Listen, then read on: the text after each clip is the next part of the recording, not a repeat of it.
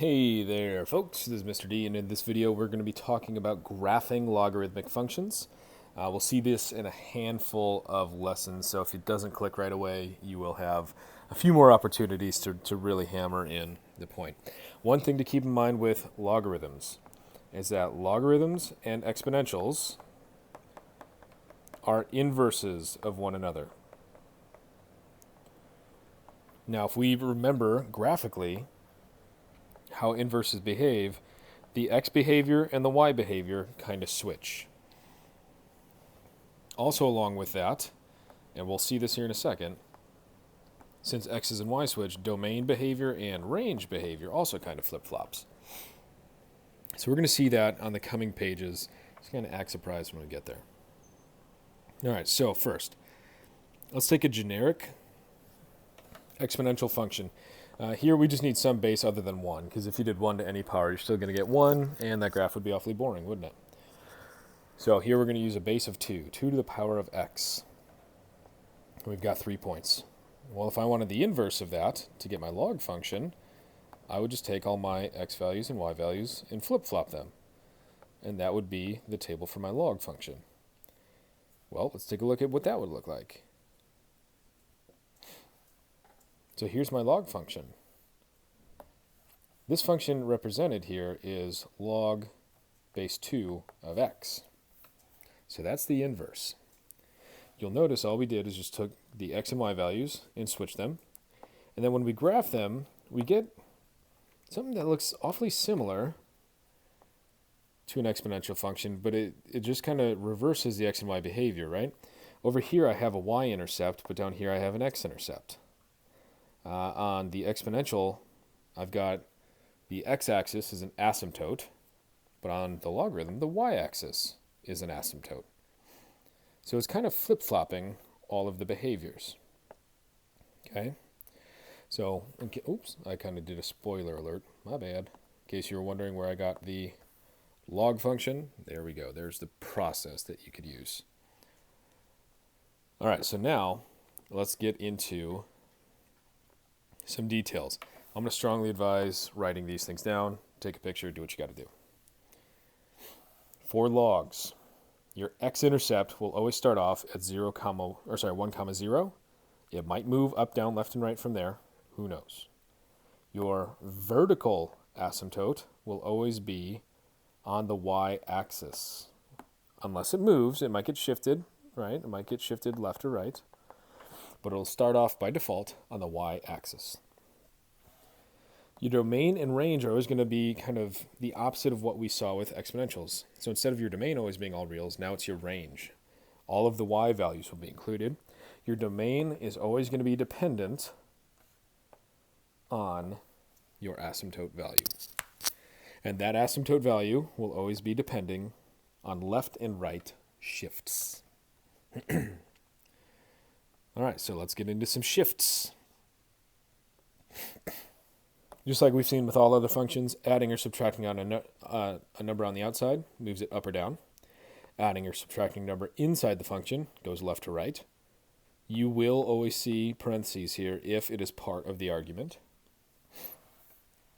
And like we've seen several times before, negatives will flip, whether it's over the x-axis, meaning it flips upside down, or it's inside the function, meaning it flips left and right. As I kind of mentioned before, the horizontal shift is always going to indicate where your asymptote is. But you have to be careful because it tends to be the opposite of what you'd intuitively think. So like x plus 5 actually means you go left 5. So it would be negative 5. All right, let's get to graphing. Just like with exponentials, the base here doesn't so much matter. That just kind of determines how sharp of a turn it is, whether it's a nice gradual turn or a very aggressive turn. That's really all it does. So here we have a base of 3. I don't really care. All right, let's take a look at what we've got. Well, really the only thing I'm noticing, there's no negatives, there's no flips, but I am seeing this plus 1 right there. So that means my graph is going to get shifted up 1. So this function normally has an asymptote. Ooh, that's gross. Let me redo that. Normally has an asymptote on the y-axis, and then it has an x-intercept at 1. This thing got shifted up 1. Well, if I shift it up 1, you're not really going to notice anything from the asymptote, but you do notice from this little reference point. It's now 1 unit up, so it's at 1, 1. Now from here, actually, I have enough information I can graph this. So there's the general shape. Make sure as you're coming down here, you get infinitely close to the asymptote, but never actually hit it. It's like an entrance ramp on a freeway that never actually merges. Our asymptote is still the y-axis. The equation for that is x equals 0. My domain would be 0 to infinity. So domain talks about the x values. So 0 to infinity. It never actually reaches 0. So I have to use parentheses, not a bracket. Ugh, that's a gross infinity. And range should be easy peasy on these. It's always negative, positive infinity. So again, kind of the opposite of what you saw with exponentials. Let's take a look at number 2. We've got log base 2, again, who cares about the base, of x plus 4. Log base 2 of x plus 4. This plus 4 tells me I'm going to the left 4 units. All right, so normally my asymptote is directly on the y-axis. And I've got my reference point at 1 on the x-axis. Well, if I go left 4, the asymptote's going to go left. Ooh. 1, 2, 3, 4. So now it's at negative 4. And my x-intercept got moved 1 space over from the asymptote. So it also moved 4 left, but it's going to be 1 space away from that asymptote. All right, well, my asymptote now is at x equals negative 4. If I were to graph this, it would look something like that, which means my range is negative 4 to infinity, or sorry, my domain, my apologies, negative 4 to infinity, and range, every time, negative, positive infinity. Let's see a more challenging one. Ooh, that's a good one.